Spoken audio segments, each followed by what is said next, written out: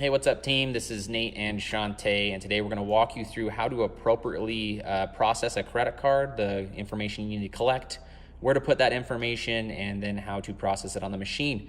So we're going to use this Nate Last contract as our example. Let's go ahead and walk through it in collecting the information that we need to collect. We want to hit information. We want to go to the PO number. Here we're going to put the zip code. We're going to ask them for the billing zip code of the card they have in hand. What is their zip code? You're going to put a space here.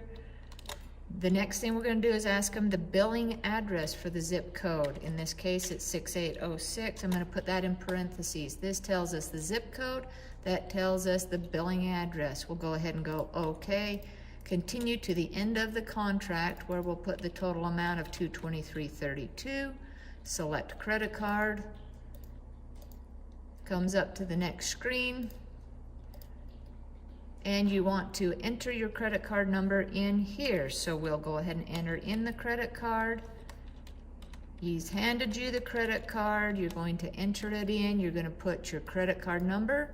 It's good to double check that credit card, your expiration date, a space, and your CVV number, which on a MasterCard or Discover or Visa will be a 3-digit number. If it's an American Express, it will be on the front, and it's a 4-digit number. Why not put that number in credit card verification value, the CVV value? Because it will not hold that information for a later time when we may need to come back and get that. Okay, so big things here. Obviously, we need credit card number, we need expiration date, we need CVV code, we need billing address and billing zip code.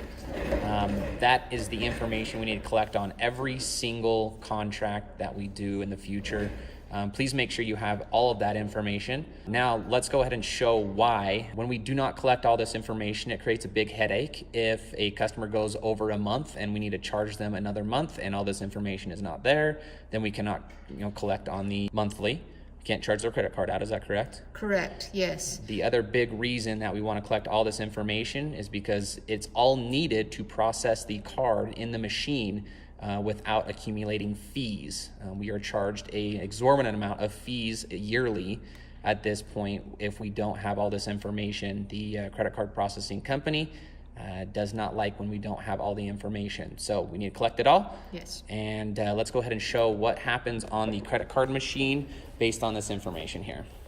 Okay, so we ran it. So normally you would take your credit card and you'd go ahead and process it. You're going to process it as a sale. You're going to process that as a credit. And this is if it's a credit card. If it's a debit card, you would go back and you'd process it as a debit. You can always ask that question to the customer, is that correct? Yes, correct. Okay. You can always process it either way. Okay. So the next sell amount? The sell amount is $223.32. You're going to hit the green button.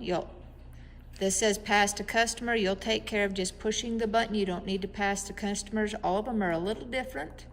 All you have to do is follow the directions. You'll enter your card number, which they've given you. If they have their card in hand, it's best to take the card, put it in, and process it from there. Yeah, you can always just put the card in if you do have the card available. And that should be done if the card is available. If not, then you put your credit card number in. You're going to put your expiration date. You're going to follow the directions here. The card present? No, the card's not present, or you would be swiping it. So you put no. Enter the CVV. That's your 3-digit on the back, the 555. You've got that in there. You're going to go phone order, not mail order, but phone order. The order number is the contract number. The contract number is at the top of your invoice. You're going to go ahead and put that in. The address, that's the address that you got that we put in the PO spot. So you have the zip code and you have the address. The address here is 6806. You're going to hit the green button and put in your post code 84081 and enter. It's going to connect, it's going to receive, and it's going to go through everything there. So there's no card, or there's a card error on this one just because it is a fake number, just so everyone is aware. Last couple of things that we want to talk about with regards to that billing address. What if it's a PO number?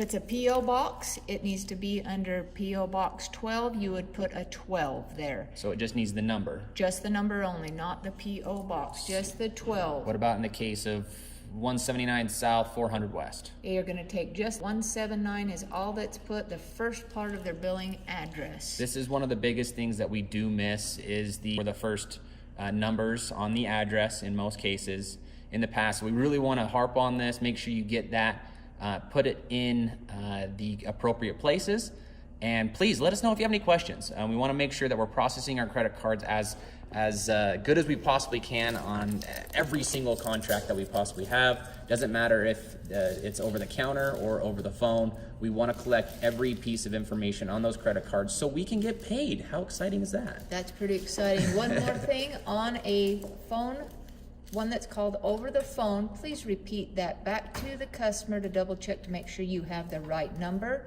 And if you can possibly put them on hold while you run the credit card number, that may save a lot of headache having to call the customer back if you've accidentally written it down wrong. So double check your numbers there, it'll save you in the long run. Thanks, everybody. Enjoy your day.